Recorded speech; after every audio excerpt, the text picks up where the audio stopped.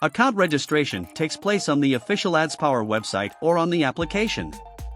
Download AdsPower browser. Let's register with an email address as an example. Enter your email address.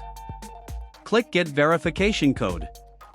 You will receive a confirmation email from AdsPower with a verification code. Enter the code. Create a strong password. If you have got a referral code from your friend, fill it in this field and he or she will get a bonus. Of course, you will have your own code to invite and earn. Tick the checkbox to agree to the terms and policy before clicking on the Sign Up button. Now you can log in to your account. In addition, AdsPower supports sign up by your VK account. Click Contact. Log into your VK account. Open AdsPower browser. Congratulations, you have successfully registered and activated your account and got a 3-day trial plan, which contains 2 profiles for free.